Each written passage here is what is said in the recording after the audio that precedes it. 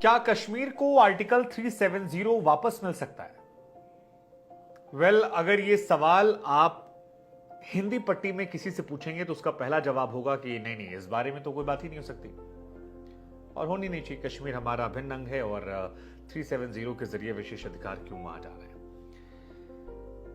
लेकिन हाल फिलहाल में सुप्रीम कोर्ट में इसको लेकर 9 दिन में 18 वकीलों और 60 घंटों तक दलीलें चलती हैं और उस दलीलों के बाद हमें लगा कि ठीक है, एक चर्चा की जाए कि उन दलीलों में क्या रहा और यह सवाल क्या फिर क्यों निकल कर आया कि क्या सुप्रीम कोर्ट को इस पर फैसला लेना चाहिए, बात करनी चाहिए। इसमें एक दलील थी जहूर अहमद भट्ट की। जहूर अहमद भट्ट जो है वो कहते हैं कि मैं जम्मू कश्मीर में एक टीचर हूं और वहां पर डेमोक्रेसी और कॉन्स्टिट्यूशन के बारे में पढ़ाता हूं। मुझसे अगस्त 2019 के बाद बच्चे पूछते हैं कि क्या हम सच में डेमोक्रेसी हैं। मेरे पास इसके लिए जवाब नहीं होता है और मैं खामोश हो जाता हूं। जहूर अहमद भट्ट जो हैं वो 29 पिटिशनर्स में से एक हैं जो 2019 में जब आर्टिकल 370 वहां से हटा और जम्मू कश्मीर को 2 केंद्र शासित राज्यों में बांट दिया गया, उसके बाद पिटीशन दायर किया है और उनकी तरफ से यह मांग की गई कि सुप्रीम कोर्ट ये तय करे कि संविधान का पालन उस वक्त हुआ था या नहीं हुआ था। अब एक बार आपके स्मृति के लिए हम आपको केवल याद दिला दें कि भारत के संविधान का आर्टिकल 370 जो है वो जम्मू कश्मीर को स्पेशल राज्य का स्टेटस दे रहा था। अन्य राज्यों की तरह संसद में पास कोई भी कानून यहां पर लागू सीधे तौर पर नहीं हो सकता था। एक ये बहुत बड़ा इसका एडवांटेज था और कई सारी और भी जटिलताएं थी जिसकी वजह से अगस्त 2019 में केंद्र सरकार ने आर्टिकल 370 जो था उसे हटाया और जम्मू कश्मीर से विशेष राज्य का दर्जा जो था वो छीन लिया। फिर 2 राज्यों में इसे बांट दिया गया। इसको लेकर रामनाथ कोविंद जी जो हमारे उस वक्त राष्ट्रपति थे, महामहिम, उन्होंने इसको आदेश जारी किया और फिर वहां से आर्टिकल 370 को बदलाव करने का अधिकार जो है वो केंद्र को दिया। फिर 5 अगस्त वो तारीख जिस दिन 2019 में केंद्र सरकार ने आर्टिकल 370 को निष्क्रिय बनाने के लिए एक रेजोल्यूशन जो था वो राज्यसभा में पास किया। 9 अगस्त फिर वो तारीख आती है जब संसद ने जम्मू कश्मीर में रीऑर्गेनाइजेशन एक्ट पारित किया और उसके बाद जम्मू कश्मीर 2 हिस्सों में बंट जाता है जिसमें एक एरिया लद्दाख को जाता है और इसी फैसले को लेकर तमाम लोगों ने याचिकाएं सुप्रीम कोर्ट में डाली है। 23 याचिकाएं गई हैं, उसमें से एक याचिका जिनका हमने जिक्र किया 28 अगस्त 2019 फिर वो तारीख आती है जब उस दौर में जो हमारे प्रमुख थे chief justice of India Ranjan Gogoi साहब, उन्होंने 5 जजों की संविधान पीठ को यह मामला भेजा 3 जुलाई को। अभी इसको लेकर चंद्रचूड़ जी की अध्यक्षता में इस पर एक महत्वपूर्ण बैठक हुई थी। अब 10 दिन तक यहां पर सुनवाई जो है वो हो चुकी है। तमाम पिटिशनर्स की तरफ से अपनी बात रखी गई। सरकार से भी कहा गया था कि आप अपनी बात रखिए। सरकार की तरफ से जो बात रखी गई उसमें कहा गया कि जम्मू कश्मीर में जो ये मामला है हटाने का, इसको लेकर उन्होंने जिक्र किया हरि सिंह जी के इतिहास से। उन्होंने कहा कि जम्मू कश्मीर के जो महाराजा थे हरि सिंह साहब, उन्होंने पाकिस्तान के साथ मिलने से इसलिए इनकार कर दिया था क्योंकि पाकिस्तान एक धर्म के आधार पर बना राज्य था जबकि हम बिना धर्म वाले राज्य थे और वो चाहते थे हम यहां जुड़े। रियासतों को शामिल होने में 1947 में ऑर्डर के सेक्शन 6 के तहत हुआ था। इसमें निश्चित करना था कि भारत में शामिल होते वक्त स्थिति सामान्य रहे। सभी को यह अनुमति दी गई थी कि वो अपनी टर्म्स एंड कंडीशन जो है वो लगा दें और इसी के तहत एक कंडीशन आई। हालांकि यह भी जिक्र किया गया कि अगर सरदार पटेल की चलती तो 370 के तहत जम्मू कश्मीर को कभी भी स्पेशल स्टेट का दर्जा नहीं मिलता। सरदार साहब इसके हमेशा से खिलाफ थे और वो इसकी मुखालफत करते थे। अब सरकार की तरफ से इसको लेकर 3 और बातें कही गई जिसको लेकर कहा गया कि क्यों जम्मू कश्मीर में 370 जो है उसे लागू करना एक अच्छा फैसला है। उसमें एक वजह डाली गई कि 370 खत्म होने के बाद जम्मू कश्मीर में आतंकवादियों का नेटवर्क जो है टूट गया है। वो कहते हैं कि राज्य में तकरीबन 2 करोड़ के आसपास पर्यटक हैं जो यहां गए हैं और पर्यटक के क्षेत्र में जम्मू कश्मीर ने एक ऐसा गति देखी है जो बीते कई सालों से, दशकों से नहीं देखने को मिल रही थी। ये सरकार की तरफ से कहा गया है। दूसरा पक्ष जो है वो है पत्थरबाजी का और उसको लेकर सरकार कह रही है कि 2018 तक 1767 पत्थरबाजी घटनाएं सामने आई थी लेकिन 2023 में एक भी ऐसा मामला नहीं आया अब तक।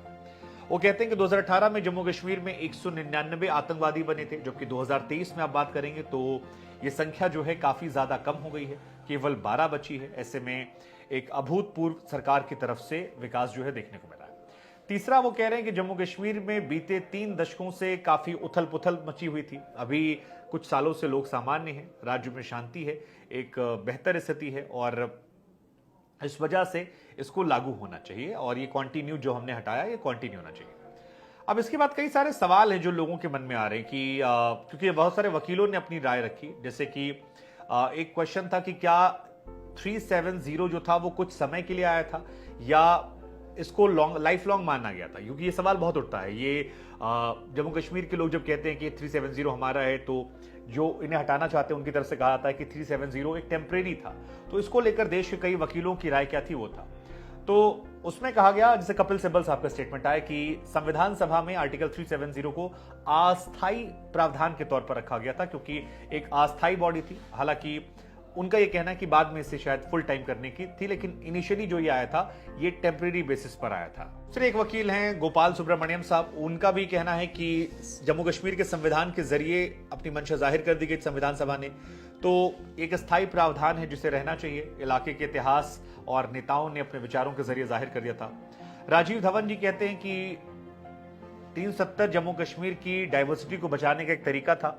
अगर सरकार हटा रही थी तो एक बार चर्चा होनी चाहिए थी, सहमति लेनी चाहिए थी। दुष्यंत दवे जी हैं, वो कहते हैं कि एक कानूनी अधिकार के तौर पर था। ये तमाम बातें निकल कर आती हैं। सरकार के पक्ष वाले जो लोग हैं वो कहते हैं कि अगर सब कुछ बताकर करते तो काफी हंगामा होता, शोर शराबा होता, और जो लोग कल तक हमसे कहते थे कि 370 कैसे हटाओगे, 370 कैसे हटाओगे, अब जब हटा दिया गया है तो उन्हें परेशानी हो रही है। ये सरकार से जुड़े जो लोग हैं उनकी तरफ से कई बार, या पार्टी जो बीजेपी है उससे जुड़े लोग जो हैं, या जो 370 के समर्थक लोग हैं, वो अक्सर ही कहते हैं। अब सवाल ये कि क्या 2 राज्यों में तोड़ना एक संवैधानिक फैसला था? तो तमाम वकील हैं जो यहां पर गए और जो विरोध कर रहे थे वकील, उनकी तरफ से जाहिर सी बात है कि इसको लेकर कहा गया कि नहीं नहीं ये सही नहीं था, और वो अपने अपने तर्क रख रहे थे। अब फैसला सुप्रीम कोर्ट पर है कि सुप्रीम कोर्ट इसको लेकर क्या करता है, कि इसको रद्द कर देता है इस फैसले को, या जो फैसला ले लिया गया राष्ट्रपति की तरफ से उधर वो कंटिन्यू होता और 370 वापस नहीं आ सकता। लेकिन ये चर्चा जो है ये फिर से वापस केंद्र में आ गई, या 370 जो है वो वापस रिस्टोर किया सकता है, मतलब क्वेश्चन। एक बार इसका भी किस्सा आपको सुना देते हैं कि कैसे 370 जो है वो आया और जम्मू कश्मीर में कैसे आया। तो 1947 में इंडिया आजाद हो जाता है, आप सब जानते हैं, लेकिन कश्मीर के राजा जो हैं वो इन एंड आउट थे, मतलब वो इंडिपेंडेंट रहना चाह रहे थे। और यहां का इशू क्या था कि राजा हिंदू थे, लेकिन जो बहुल आबादी थी वो मुसलमानों की थी, और ये एक बड़ी वजह थी। लेकिन राजा जी जो थे वो इन एंड आउट थे, वो पाकिस्तान नहीं जाना चाह रहे थे। लेकिन फिर 24 अक्टूबर 1947 को पाकिस्तान में कबायली जो लड़ाके थे उन्होंने कश्मीर पर हमला किया। महाराजा हरि सिंह ने इसके बाद इंडिया से मदद मांगी, लेकिन लॉर्ड माउंटबेटन से कहा गया था कि भैया आप ऐसे नहीं कर सकते, जब तक वो रिटर्न में नहीं देंगे कि वो इंडिया से जुड़े तब तक आप किसी और देश की सेना को मदद नहीं कर सकते, क्योंकि ब्रिटिश आर्मी थी। इसके बाद उन्होंने लेटर वेटर लिखा, विलय पत्र जो था उसमें हस्ताक्षर किए, इंडिया से जुड़ने की मंशा जाहिर की।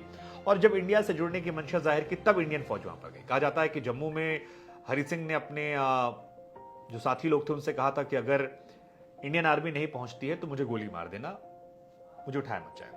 लेकिन इंडियन आर्मी आई, इंडियन आर्मी ने फिर खदेड़ना शुरू किया।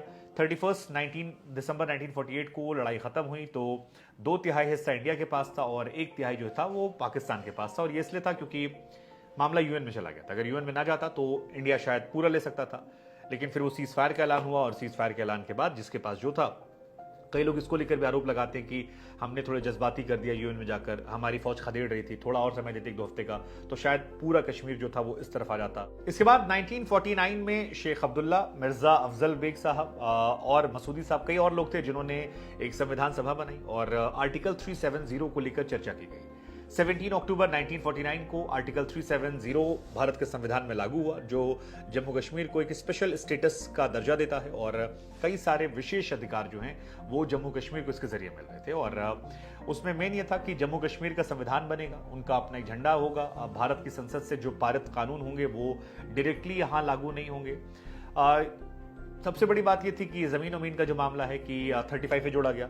जम्मू कश्मीर के स्थायी निवासियों को परिभाषित करने की जिम्मेदारी विधानसभा की दी गई, मतलब कौन स्टेट का है वो वहां की लोकल गवर्नमेंट तय करेगी। और उसके तहत बहुत सारे नियम निकले कि अगर लड़की बाहर शादी कर लेती है तो भी बाहर वाले को प्रॉपर्टी नहीं मिलेगी, लेकिन अगर वहां के लोग यहाँ आते हैं, मतलब कुल मिलाकर राइट ये थे कि जम्मू कश्मीर का जो है वो जम्मू कश्मीर में रह जाए और बाहर यहाँ से ना जाए।